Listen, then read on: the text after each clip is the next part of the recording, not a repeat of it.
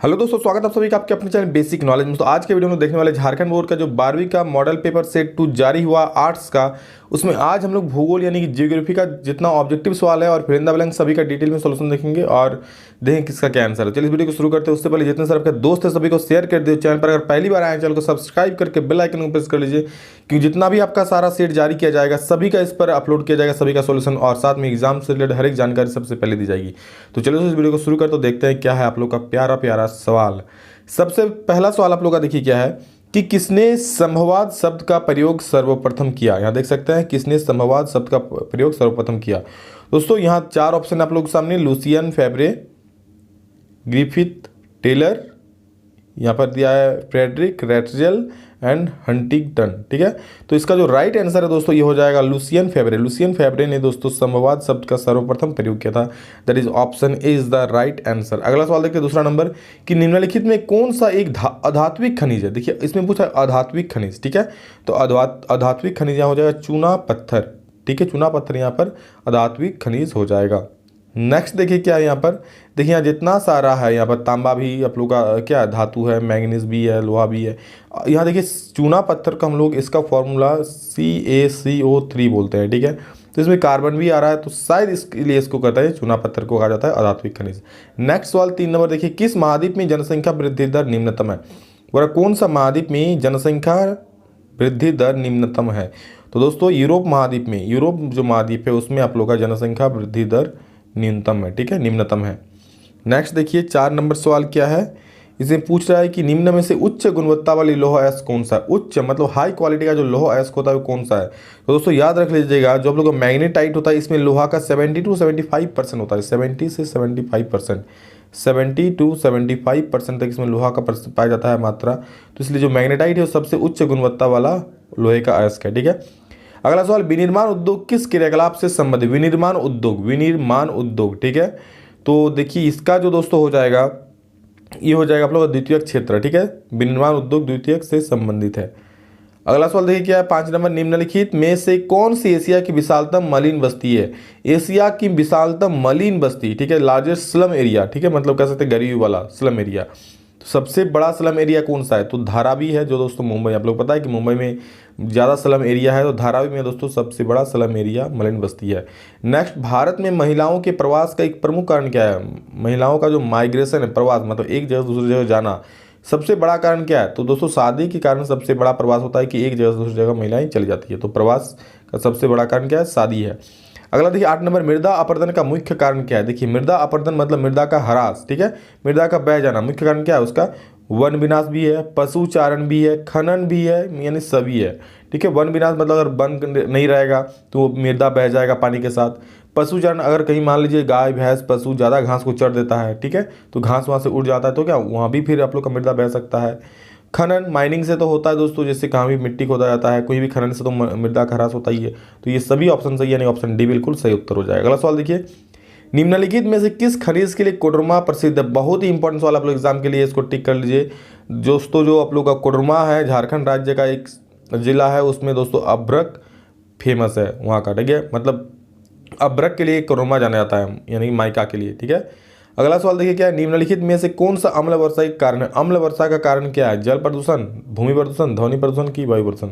तो देखिए अम्ल वर्षा जो होता है जब वायु प्रदूषित हो जाती है। ठीक है, जब वायु प्रदूषित हो जाती है मतलब SO2, ठीक है, सल्फर डाइऑक्साइड SO2 होता है, और नाइट्रस ऑक्साइड जो होता है उसके कारण अम्ल वर्षा होती है। ठीक है, अम्ल वर्षा मतलब जब पानी में पानी का pH मान 6 से कम हो जाता है, यानी कि पानी खट्टा हो जाता है। ठीक है, तब कहते हैं अम्ल वर्षा। जब वातावरण में SO2 का मात्रा बढ़ जाता है, नाइट्रस ऑक्साइड का मात्रा बढ़ जाता है, तो अम्ल वर्षा होती है। ओके, अगला सवाल देखिए, रुको और जाओ निश्चयवाद संकल्पना किसके द्वारा दी गई। तो दोस्तों ये जो दी गई थी ग्रिफिथ टेलर के द्वारा। ठीक है, ऑप्शन बी बिल्कुल सही हो जाएगा। अगला सवाल देखिए क्या है, मानव विकास की अवधारणा किस विद्वान की देन है। मानव विकास की अवधारणा किस विद्वान की देन है। तो दोस्तों ये डॉक्टर महबूब उल हक, डॉक्टर महबूब उल हक की ये देन है। ओके, नेक्स्ट सवाल देखते हैं, डिगबोई तेल क्षेत्र स्थित है। डिगबोई तेल क्षेत्र कहाँ है। तो दोस्तों डिगबोई तेल क्षेत्र जो है ये पाया जाता है असम में। ठीक है, कहाँ पाया जाता है, तो डिगबोई तेल क्षेत्र असम में पाया जाता है।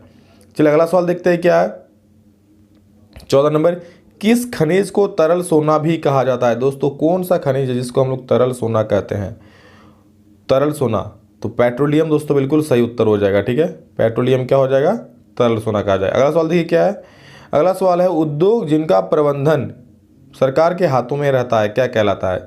दोस्तों जिनका प्रबंधन सरकार के हाथों में रहता है यानी सरकारी वाला, ठीक है, तो उसको कहते हैं सार्वजनिक क्षेत्र। जो प्राइवेट होता है उसको तो हम निजी क्षेत्र बोलते हैं। ठीक है, संयुक्त क्षेत्र तो होता नहीं है, सहकारिता क्षेत्र को भी नहीं होता है। ठीक है, यहाँ क्या होता है, सार्वजनिक यानी कि पब्लिक सेक्टर। आप लोग सुने भी है PSU कंपनी, PSU सुने हैं ना, PSU का नाम, PSU यानी कि पब्लिक सेक्टर यूनिट, तो पब्लिक सेक्टर यही वाला है, सरकारी वाला। ओके, 15 का बी बिल्कुल सही उत्तर हो जाएगा। अगला सवाल देखिए 16 नंबर, निम्नलिखित में से कौन सा एक कुटीर उद्योग है। कुटीर उद्योग कौन सा है, तो दोस्तों कुटीर उद्योग याद रख लीजिए यहाँ पर आप लोग का जो कुटीर उद्योग आप लोग का क्या क्या है, रस्सियाँ बनाना, कपड़ा तैयार करना, साबुन बनाना कि रसायन। तो दोस्तों इसका सही उत्तर हो जाएगा रस्सियाँ बनाना। ठीक है, रस्सियाँ बनाना दोस्तों, इसको घर पर भी बनाया जाता है, रोप मेकिंग। ठीक है, तो ये हो जाए कुटीर उद्योग। ठीक है, आप लोग देखे होंगे घर पर भी रस्सियाँ बनाता है किस तरह से। अगला सवाल देखिए, निम्नलिखित में किस देश का उच्चतम मानव विकास सूचकांक है। मानव विकास सूचकांक सबसे ज़्यादा कौन सा देश है, तो दोस्तों नॉर्वे, याद कर लीजिएगा नॉर्वे। अब भी इस साल भी जो हुआ है तो यह भी नॉर्वे आप लोग का सबसे ज़्यादा उच्चतम मानव विकास सूचकांक में रैंक 1 में है। शोर है दोस्तों, शोर देखिए क्या है, अवांछित आवाज़ है, क्रोध करना है, तनाव का स्रोत है कि उपरोक्त सभी। देखिए शोर क्या बोलता है, अनवांटेड नॉइज, जहाँ बहुत ज़्यादा ध्वनि होता है उसी को हम लोग शोर बोलते हैं। ठीक है, तो शोर का क्रोध करना से कोई मतलब ही नहीं है, तनाव का कोई स्रोत ही नहीं है, वो मतलब इससे भी ये रिलेटेड नहीं है। क्या है ये शोर, दोस्तों ये अवांछित आवाज़ को शोर कहते हैं। तो ऑप्शन ए बिल्कुल सही हो जाएगा। ठीक है, अब देखिए 19 नंबर कि 2011 की जनगणना के अनुसार भारत का साक्षरता दर क्या है। 2011 की जनगणना के अनुसार what is the literacy rate of India on the basis of census 2011।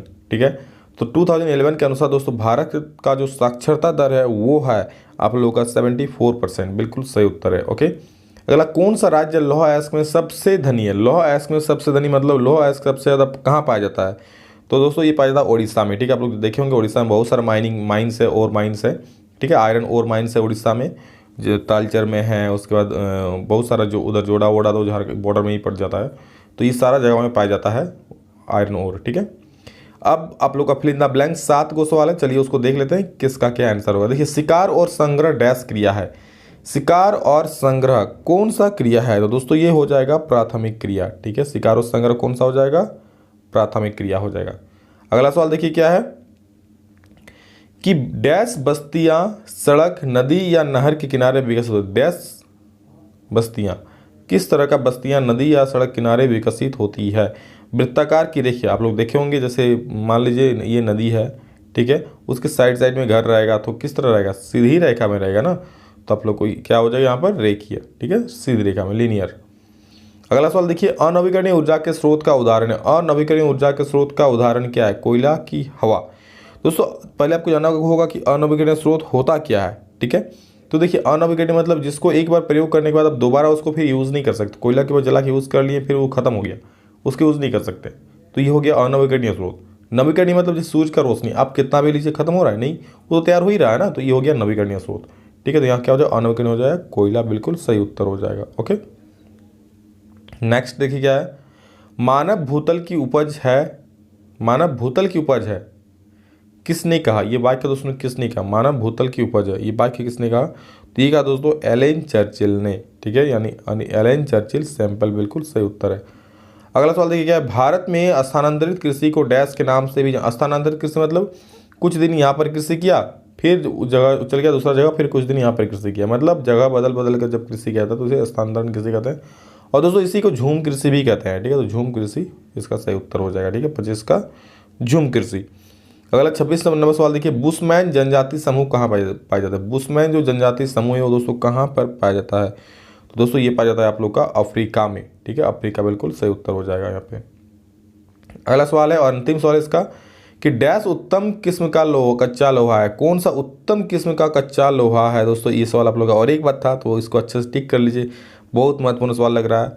ठीक है, मैग्नेटाइट जो है दोस्तों आप लोग उच्च किस्म का लोहा है, और इसका परसेंटेज भी याद कर लीजिएगा 70 टू इसमें 75% पाया जाता है। एग्जाम अगर पूछेगा तो लिख दीजिएगा। ठीक है, कि मैग्नेटाइट में कितना परसेंट लोहा पाया जाता है, तो 70 टू 75% पाया जाता है। ठीक है, दोस्तों ये था सब आप लोग का सारा ऑब्जेक्टिव और आप लोग का फिल इन द ब्लैंक्स का। इसके बाद जल्दी हम सब्जेक्टिव भी ट्राई करेंगे ला देंगे अगर आप लोग चाहिएगा तो तो दोस्तों वीडियो कैसा लगा प्लीज़ सभी लोग कमेंट करके बोलिएगा, और प्लीज़ हाँ वीडियो को लाइक जरूर कर दीजिए।